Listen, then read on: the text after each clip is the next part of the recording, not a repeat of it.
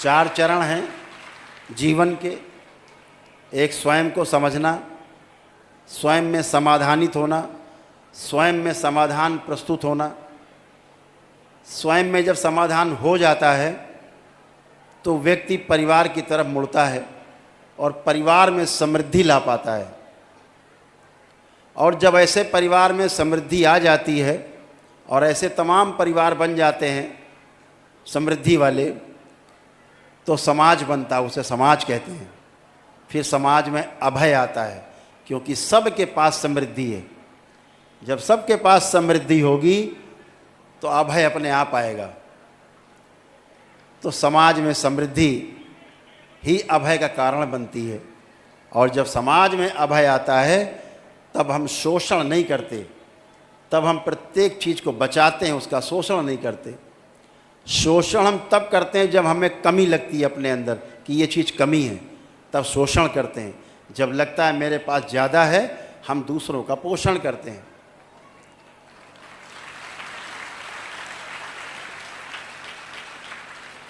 शंकराचार्य जी ने गृहस्थ जीवन को नहीं जाना था।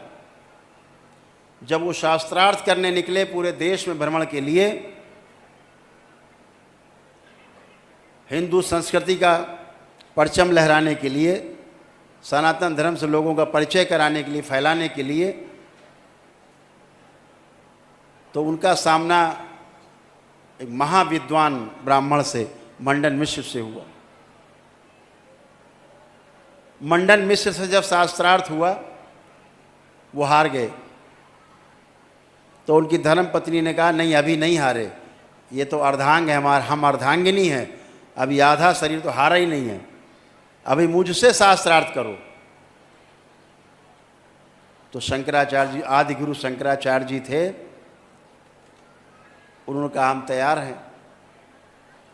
तो उन्होंने गृहस्थी से संबंधित सारे प्रश्न किए, पति पत्नी के संबंधों के बारे में तमाम प्रश्न किए।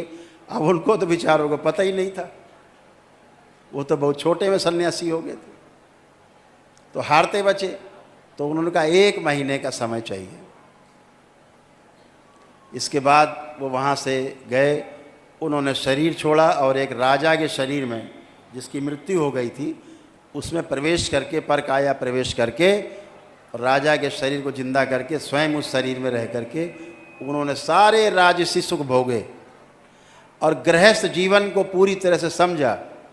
फिर आकर के लौटे और उनकी धर्म पत्नी को, मंडन मिश्र जी थे, उनकी धर्म पत्नी को आकर के सारे सही सही जवाब दिए, तब वो जीत पाए।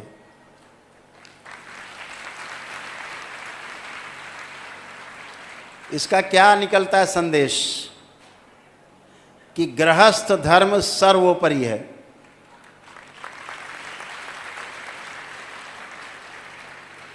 गृहस्थ धर्म सर्वोपरि है। गृहस्थ धर्म से बढ़ करके कोई धर्म नहीं है। इसीलिए दरबार परिवार परंपरा को सबसे आगे और सर्वश्रेष्ठ मानता है। जिसने अपने परिवार को नहीं जाना, परिवार को नहीं समझा, वो समाज को क्या दे पाएगा? कुछ नहीं दे पाता।